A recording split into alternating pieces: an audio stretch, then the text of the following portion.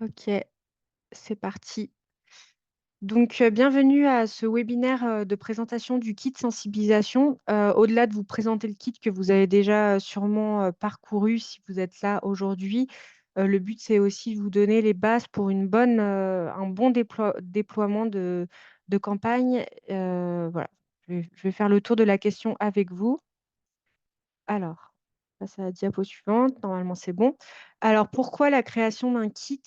Le besoin avait été exprimé des établissements lorsque les conseillers étaient en visite. Voilà, enfin, c'était revenu souvent. Donc, en 2023, en début 2023, on s'est dit qu'on allait travailler sur le sujet. Et puis, bah, c'est aussi un levier d'économie d'énergie par le changement de pratique des usagers. On en parlera tout à l'heure. Donc, comment on a créé ce kit? On a créé un groupe de travail avec les établissements de la région en mars 2023, notamment pour sélectionner les messages. Donc, on a sélectionné une quinzaine de messages que vous avez soit découverts ou que vous présenter en partie aujourd'hui. On s'est fait accompagner d'un bureau d'études pour avoir le rendu final.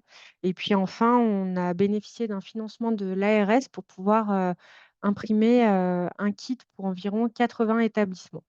Donc, ces kits sont répartis sur les 5 départements et chaque CME, chaque conseiller a un kit en sa possession qui pourra mettre à disposition gratuitement d'un établissement.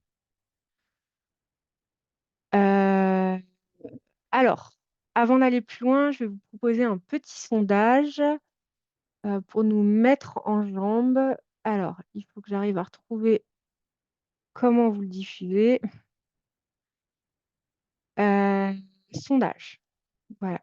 Allez, je le lance.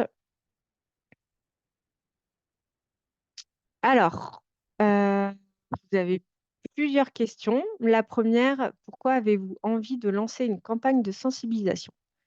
Est-ce que c'est pour faire de grosses économies d'énergie, intégrer la sensibilisation à votre démarche RSE, engager les salariés ou gagner en confort des usagers? Et où? Je crois que j'ai proposé choix multiples. Est-ce qu'un conseiller peut me dire si vous avez bien accès au quiz et que vous Oui. pouvez y répondre? Oui. Oui, ok. Bon, bah, alors allez-y, répondez. Parce que je ne vois rien qui se passe sur ce sondage. Alors, ouais, voilà, j'ai proposé plusieurs réponses. Donc, n'hésitez pas à répondre. Je sais qu'on est en visio, qu'on est tenté de faire d'autres choses en parallèle, mais je demanderai votre attention pour l'heure qui suit. Ok. Alors, la deuxième question, selon vous, combien pouvez-vous faire d'économie d'énergie grâce aux éco-gestes? Entre 2 et 3%, 5 et 10, 10 à 20, ou plus de 20%. Et enfin, selon vous, c'est plus pertinent de faire une grosse campagne de sensibilisation sur l'extinction des luminaires ou bien régler l'ensemble des détecteurs de présence de votre établissement? Et la quatrième question ne devrait pas apparaître. C'est une erreur de ma part. Alors, j'ai que 4 personnes, hein. Ah non, peut-être un peu plus qui répondent. Je vous laisse encore quelques instants. Ah, voilà, vous êtes 75% à avoir participé. 6 sur 8. J'imagine que les conseillers, vous avez pas forcément répondu. Eh bien, je mets fin au sondage et on va regarder les résultats. Alors, vous avez répondu, pourquoi avez-vous envie de lancer une campagne de sensibilisation pour faire des grosses économies, intégrer la sensibilisation et plus globalement engager les salariés dans une démarche que vous avez déjà vous-même engagée en tant que direction de maintenance en interne. Et gagner en confort des usagers, ça ne ressort pas forcément. Selon vous, combien pouvez-vous faire d'économies grâce aux éco-gestes? Effectivement, on évalue que c'est plutôt entre 5 et 10%, rarement au-dessus de 10 et 20%, non. Enfin, ça va être un petit peu illusoire d'aller chercher 20% d'économie d'énergie juste en faisant des éco-gestes. Alors, il faut savoir que mesurer l'impact des éco-gestes, c'est pas facile puisque ça se noie dans d'autres actions techniques. En tout cas, les études ont montré que c'était environ entre 5 et 10. Alors, selon vous, c'est plus pertinent de faire une grosse campagne de sensibilisation sur l'extinction des lumières ou bien régler l'ensemble des détecteurs de présence? Si vous êtes candidat au dispositif et que vous écoutez régulièrement nos conférences, oui, on vous inviterait plutôt à d'abord bien régler vos détecteurs de présence, hein. Ça, c'est une action technique qui aura probablement plus d'impact que de sensibiliser l'extinction pardon, manuelle des luminaires par les usagers. Bon, c'est au cas par cas, mais régler les détecteurs, ça fait partie des quick wins qu'on vous incite vivement à faire et qui peuvent permettre des gains importants.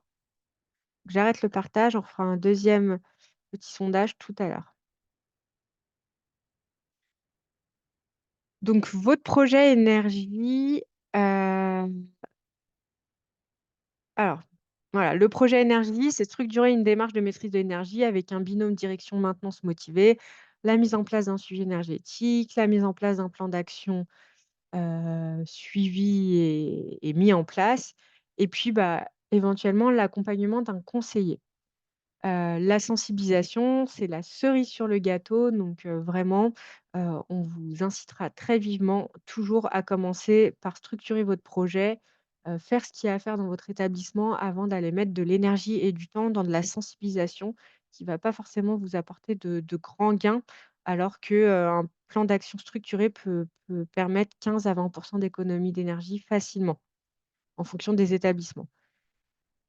Donc vraiment, on est assez intransigeant sur ce sujet-là, c'est-à-dire qu'un établissement qui a encore rien fait, on lui mettra pas forcément à disposition le kit de sensibilisation. On l'incitera d'abord à commencer par le début, c'est-à-dire structurer sa démarche.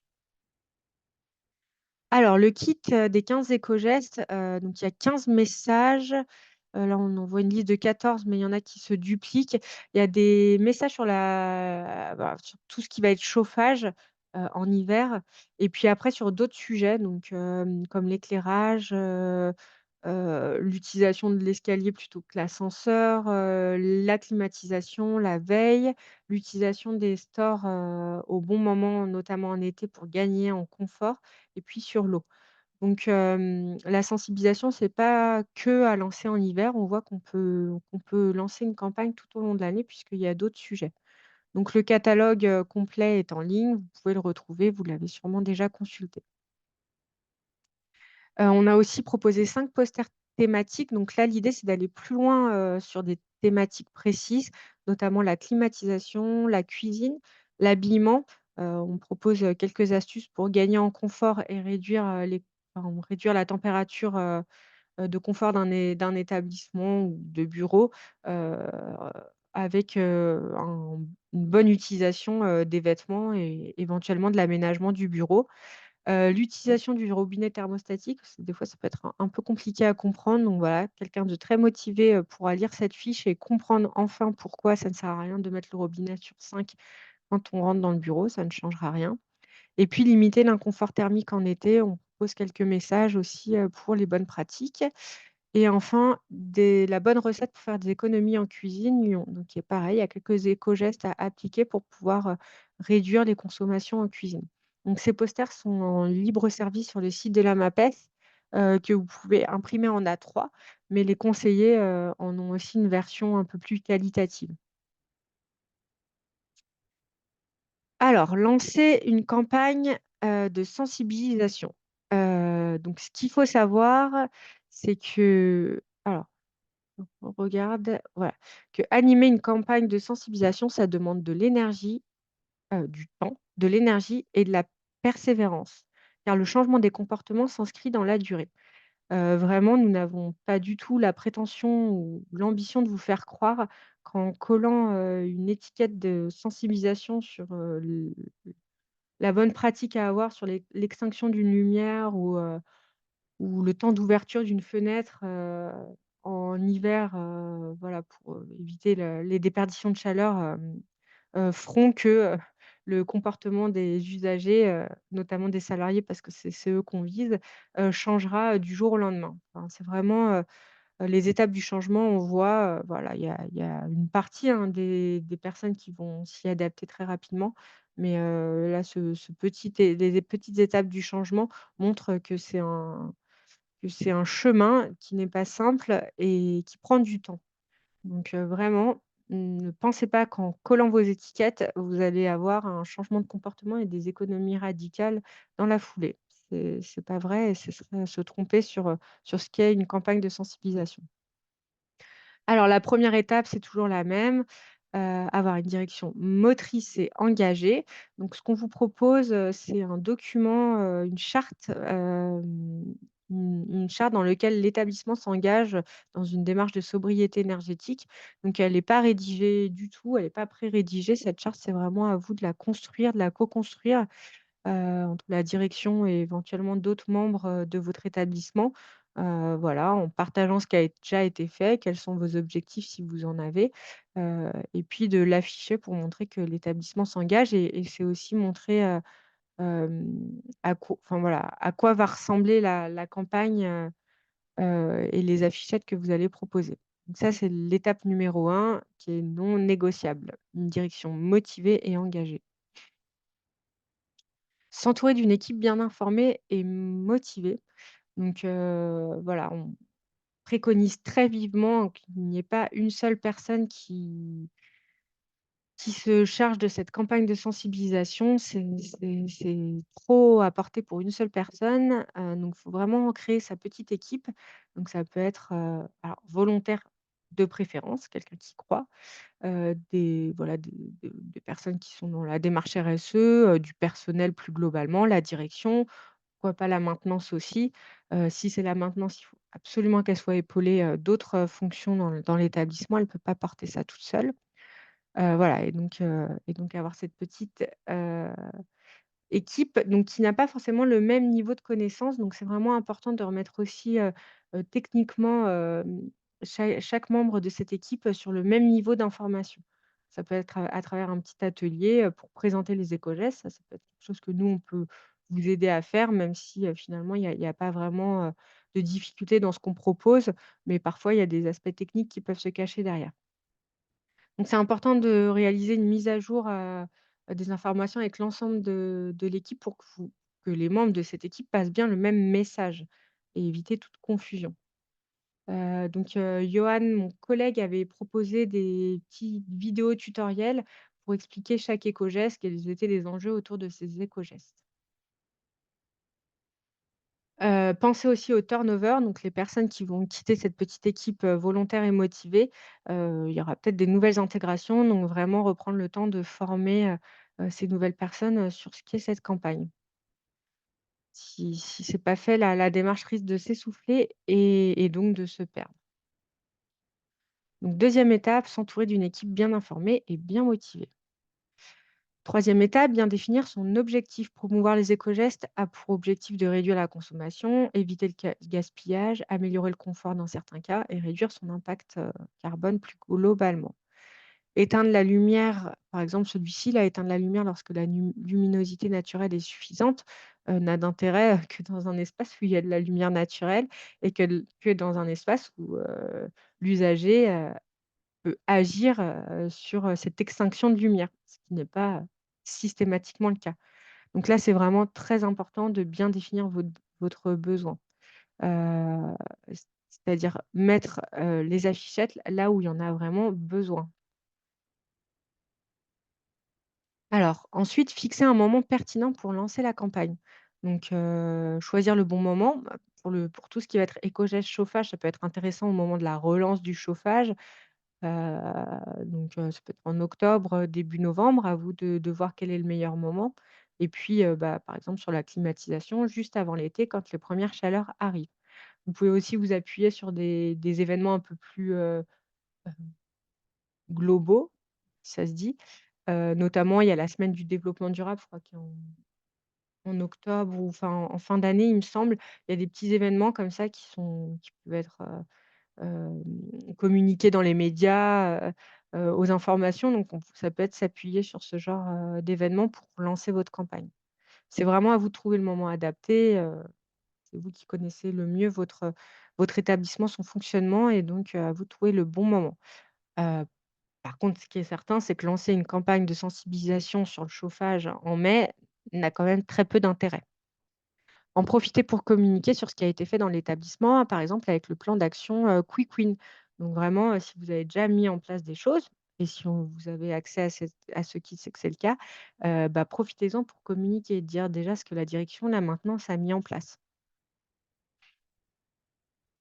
Alors, on l'a déjà évoqué, choisir judicieusement les affichettes et les lieux, faire le tri dans les 15 affichettes.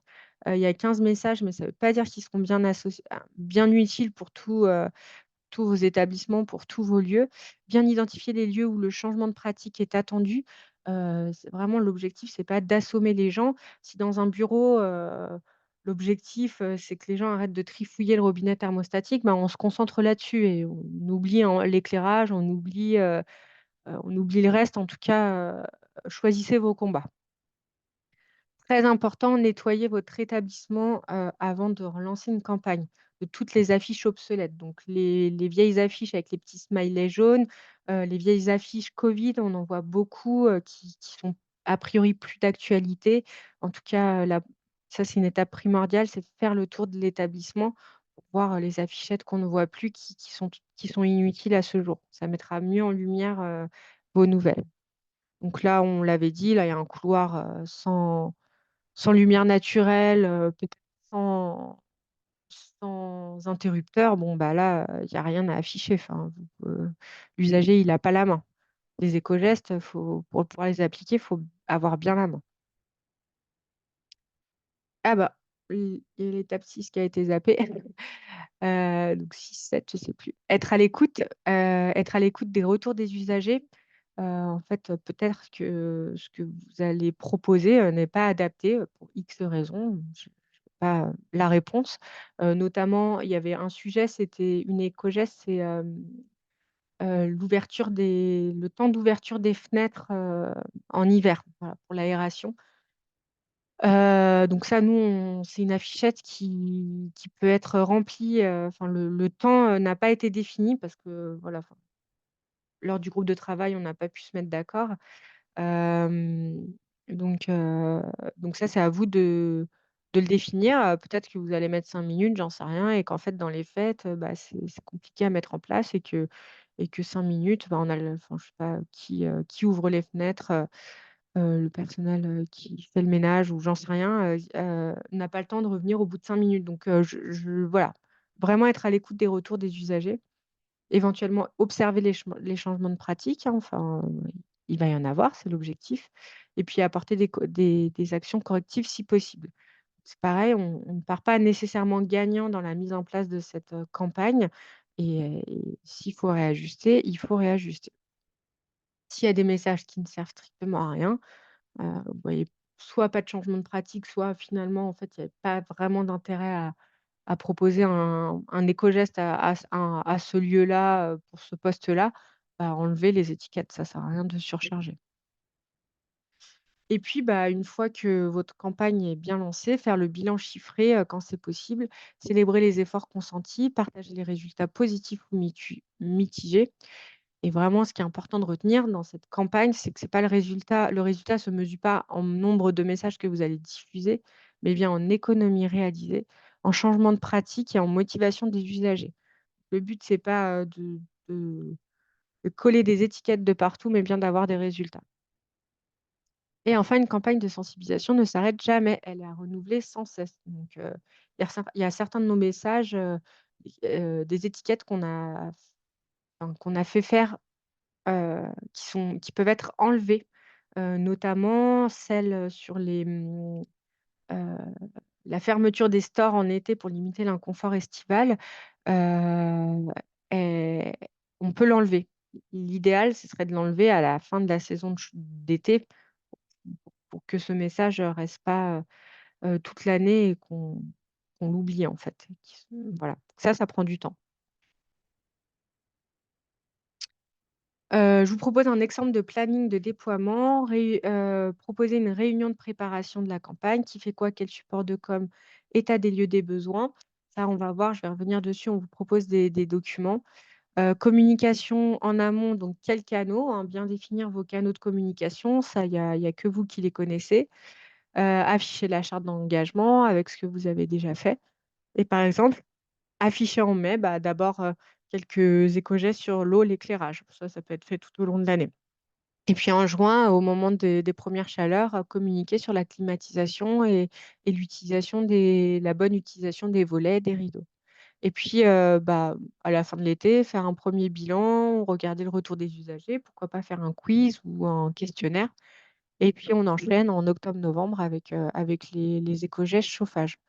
Et puis, au bout d'un an, bah, essayer de chiffrer le bilan, le retour des usagers et éventuellement les messages manquants. Encore une fois, on a fait 15 messages. Il va peut-être vous manquer des messages, notamment sur le chauffage. Il n'y a rien sur le chauffage électrique.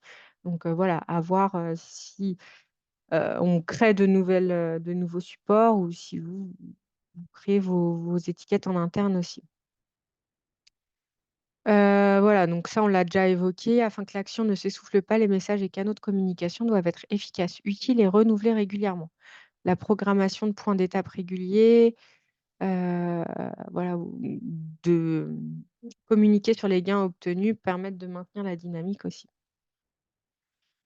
Euh, Maintenant qu'on a fait ce tour-là, je vais vous proposer un deuxième petit sondage. Ah, je vois que c'est une question. Bonjour. Ah, c'est pas une question. Euh, pour savoir un petit peu où vous en êtes aussi dans votre démarche. Comme on n'est pas très nombreux, je pense qu'après, on pourra faire un petit tour de table sur...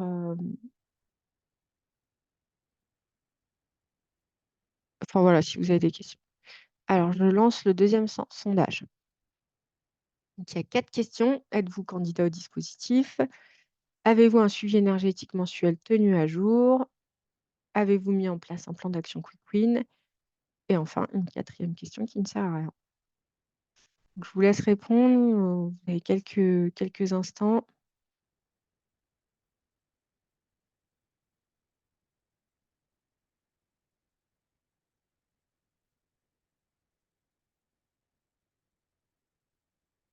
Alors, j'ai pas trop de réponses. Je ne sais pas si j'ai perdu.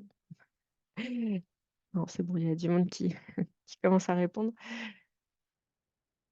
C'est pas mal les petits sondages, ça me permet de voir si vous suivez toujours.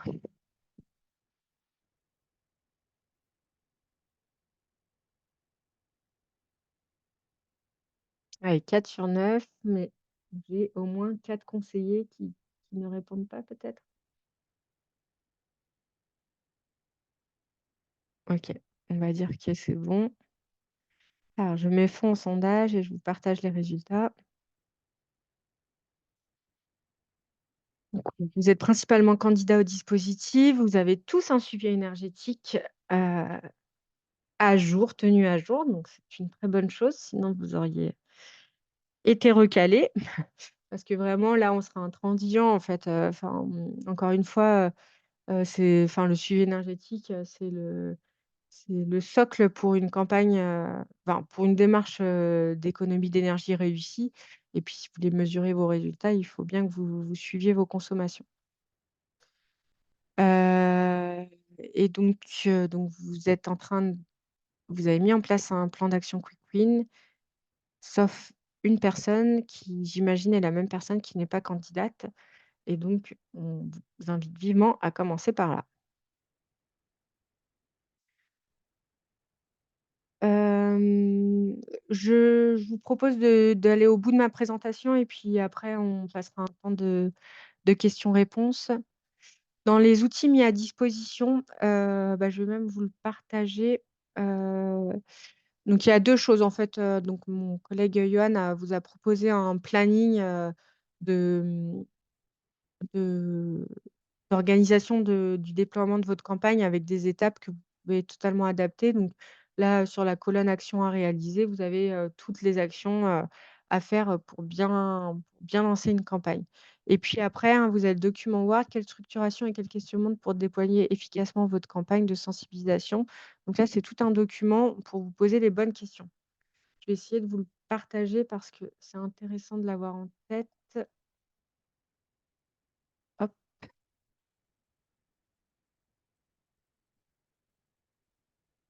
ouais, je vais zoomer un peu. OK, donc prérequis, donc nous, on mettra à disposition, ce kit qu'aux candidats ETE, donc la personne qui n'est pas candidate encore, je vous invite vivement à candidater. Voilà, donc il y a toute une démarche et donc voilà, dans les actions importantes, s'assurer du soutien de la direction. Quelles actions metteriez-vous en place pour montrer que la direction sera motrice est et sera motrice? Que mettre dans la charte d'engagement? Qui la rédige? Qui l'affiche? Alors on va vraiment dans le détail, mais c'est ce qui fait que ça peut marcher. S'entourer d'une équipe bien informée et motivée. Comment vous constituez votre équipe de volontaires? Quels sont les rôles de chacun? Pendant combien de temps? Qui sont les référents avec les rôles associés et pour combien de temps? Comment et qui s'assurera d'un niveau de connaissance homogène de l'équipe pour bien passer les mêmes messages et éviter les confusions? Ça, c'est vraiment très important, notamment, je dis n'importe quoi, mais imaginons qu'il y ait je sais pas moi, dans des couloirs, le robinet thermostatique, soit bloqué, sur 2 ou sur 3, j'en sais rien. Ça sert à rien d'aller déployer une un éco-geste, sur ces robinets-là, sachant qu'on ne peut pas les modifier de toute façon. Ou alors on met l'étiquette, elle existe, ce robinet est bien réglé et n'y touchez pas. Mais vraiment là, c'est vraiment important qu'il y ait le même niveau d'information et potentiellement la maintenance peut avoir certaines réponses. Heu, comment nanana, turnover, donc gérer, la modification, les familles et les proches éventuellement, si vous les intégrez dans la démarche. Donc dans les documents associés, vous avez tous ceux que je vous ai présentés tout à l'heure. Qui, chapeaute le bon déroulé du déploiement de la campagne? Il y a le rétroplanning. Alors la définition des besoins à sens objectifs, donc ça, c'est vraiment important de se poser, de savoir qu'est-ce qu'on veut? Pourquoi on fait ça? Quels sont, les besoins? Quelles sont les attentes? Quels sont les objectifs? Ça peut être différent et en fonction des établissements, de la motivation de chacun. Donc ça, c'est vraiment important de définir les besoins, les objectifs. Fixer le moment pertinent pour lancer la campagne, donc ça, c'est pareil, c'est à vous de vous poser quand est-ce que ce sera le plus intéressant. Choisir judicieusement les affiches et les lieux, là, vraiment, c'est hyper important de faire le tour de l'établissement et de pas partir bille en tête sur, un déploiement, partout. On veut vraiment aller, sur le changement de pratique, sur des postes en particulier. Donc vraiment ne pas chercher à arroser tout l'établissement d'affichettes.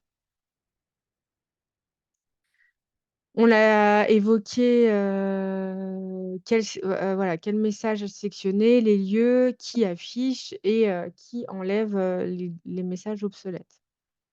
Et puis, bah, communiquer sur la campagne, qui, quand, comment, voilà, bon, je vous laisserai découvrir tout ça. Ce document vous permet, vraiment de vous poser toutes les bonnes questions. Faire le bilan, maintenir la motivation et détail des affiches. Voilà, donc là, vous avez tout le détail des affiches, pour savoir où les mettre éventuellement. C'est vraiment pour vous guider. À vous de à vous d'adapter à votre besoin, réel. OK, je vais repartir sur mon PowerPoint. Et ben voilà, c'est comment bénéficier du kit. Hop, pardon, j'ai une petite manip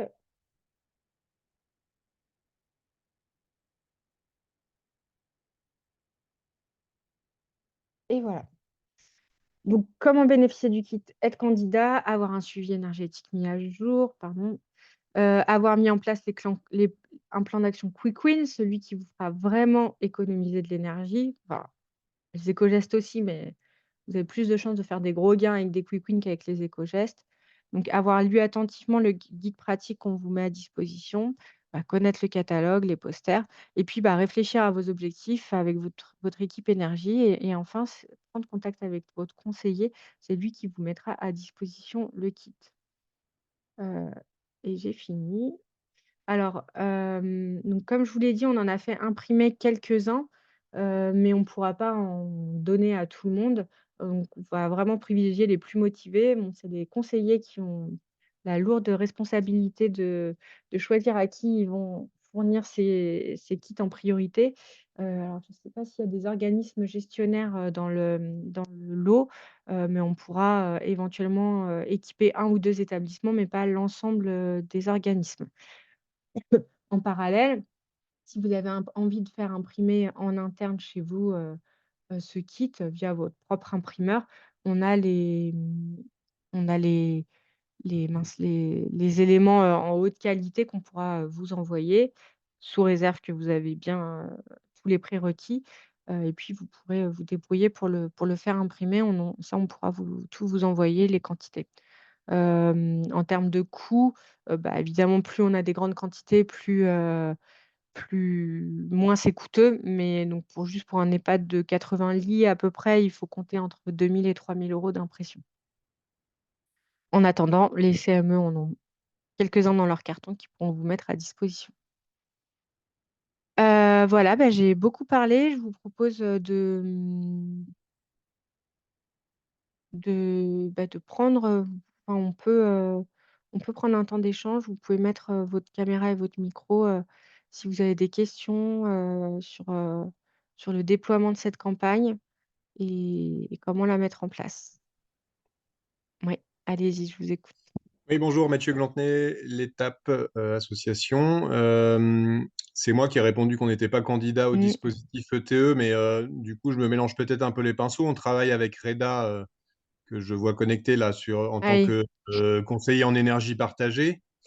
On avait Oui, conclu on peut que dire que ça rentrait vous êtes comme dans un le candidat. dispositif et Mmh. l'accompagnement. D'accord. OK. Ouais, voilà, c'est Reda, donc effectivement, là, c'est Reda qui vous accompagnera au déploiement. OK.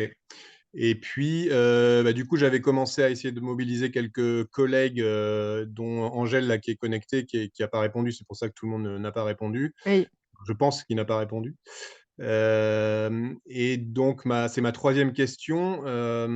On a des établissements, on a quelques établissements, mais on est quand même une association qui travaille beaucoup en hébergement diffus. Est-ce que, vous avez dans les besoins remontés par les associations ou dans ce que vous avez pu imaginer, est-ce qu'à un moment, on peut imaginer avoir une déclinaison du kit sur les hébergements des personnes qu'on accompagne?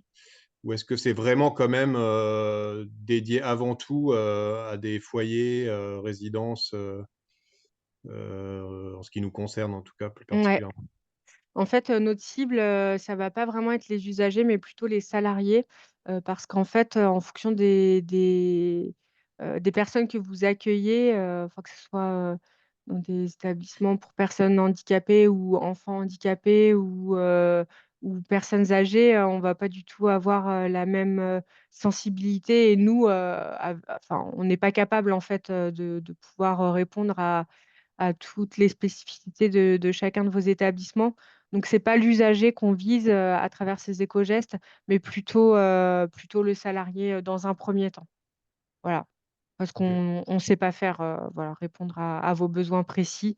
Voilà, on sait qu'il y a dans certains établissements, on nous a dit que les couleurs pouvaient être un peu criardes, agressives, et qu'elles correspondaient pas à certains publics.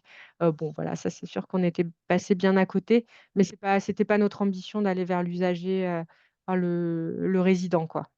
Mmh. OK. Y compris dans les établissements? D'accord. Ouais, bah, après, si certains, captent le message, tant mieux, mais c'était pas notre ambition première. Mmh. OK. Ouais, merci pour la présentation. En tout cas, c'est très clair et ça donne, des bonnes, bases pour, engager une démarche. Ben merci. Est-ce qu'il y a d'autres questions pour les autres établissements qui sont déjà engagés, avec un conseiller? Qu'est-ce qui vous motive? Comment vous voyez les choses?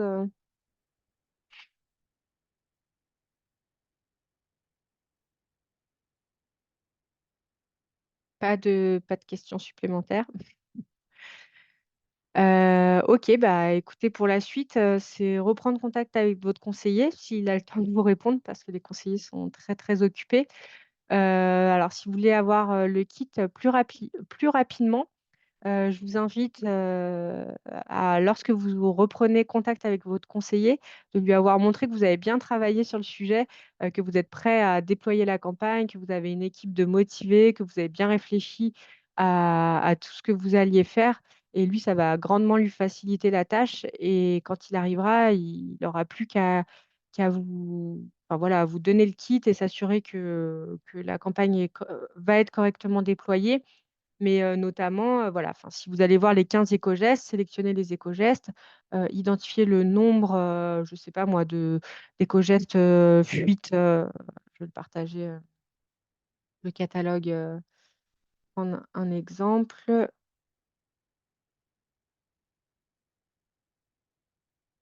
Donc là, les documents que je vous ai partagés, je vais vous les renvoyer ensuite par mail. Donc là, on a le catalogue. Je prends un exemple, n'importe lequel. Je vais prendre l'eau parce que c'est plus facile. Ou la clim, alors ou les ascenseurs, voilà, ça c'est facile. Identifier le nombre d'étiquettes dont vous avez besoin. Donc il y a des étiquettes qui vont vers la gauche, des étiquettes qui vont vers la droite. Vaut mieux viser du bon côté. Là, l'objectif, c'est de le coller sur l'ascenseur et de montrer que les escaliers sont derrière ou sur le côté parce que parfois on ne trouve juste pas la porte de l'escalier. Donc voilà, est-ce que vous avez besoin de 3 étiquettes, qui se collent sur l'ascenseur flèche droite ou 3 étiquettes, qui se collent sur l'ascenseur flèche gauche? Combien d'étiquettes, qui identifient, la porte de l'escalier? Voilà, ça c'est à mettre sur les postes informatiques, donc combien vous en avez besoin? Alors ici, il y a l'accroche-porte, mais on ne l'a pas fait imprimer, il y a que, le stickers. Donc pour votre confort, baissez les volets avant et donc là, il faut vraiment venir, entourer, l'heure qui correspond en fait, à la fenêtre de votre établissement. Donc ça, c'est pareil, combien vous en voulez? Est-ce qu'il y en a besoin à l'est, au nord? Voilà, s'il n'y a pas de sujet, bah, vous en collez pas, hein, ça sert à rien. Sur la climatisation, combien vous en avez besoin? Sur l'eau, se laver les mains, les dents à l'eau froide. Donc, est-ce que vous allez en mettre que dans les sanitaires ou est-ce que vous voulez aussi en mettre dans les chambres? Donc ça, c'est à vous de définir votre besoin. Le conseiller, il ne va pas le faire pour vous, donc travaillez là-dessus. On a un tableau Excel qu'on vous envoie et où vous exprimez votre besoin. Voilà, pareil pour les sanitaires. Donc, est-ce que vous le mettez que dans les lieux communs ou vous voulez le mettre dans chaque chambre parce que vous y voyez de la pertinence?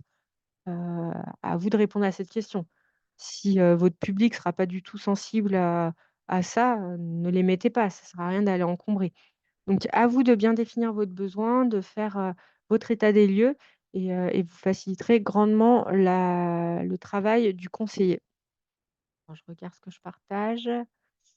Et pareil là, le document Word que heu je vous ai présenté tout à l'heure, avec toutes les questions exhaustives. Et si vous avez bien réfléchi à ces questions, le conseiller vous sentira prêt et donc n'aura pas à faire tout ce travail avec lui. Il n'aura pas forcément le temps. Voilà et donc pour Reda et ses associations, heu,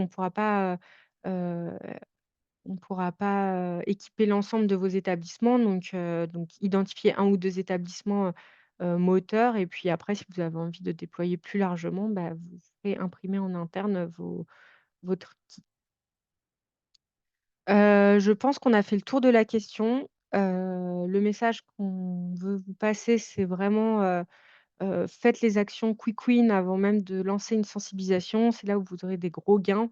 Et puis ne lancer une sensibilisation que si vous avez une équipe de motivés, une direction moteur, et vraiment on vous invite à ce que ça ne soit pas que la maintenance qui porte ce sujet toute seule et qu'elle soit bien entourée d'une équipe, motivée avec éventuellement, des soignants, des usagers, des utilisateurs finaux qui se feront aussi ambassadeurs, de ces messages. Et puis ne pas arroser l'ensemble de l'établissement de ces affichettes, mais bien, aller, pointer là où vous avez vraiment bien d'avoir un changement de pratique. Je vous propose un dernier tour de table, pour ceux ou celles qui auraient des questions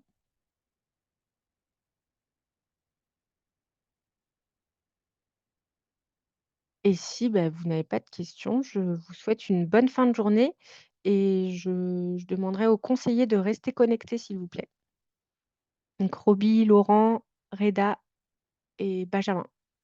Et pour les autres, eh bien, je vous souhaite une bonne fin de journée et je vous laisse vous rapprocher de votre conseiller. Merci beaucoup, bonne journée. Bonne journée, au revoir.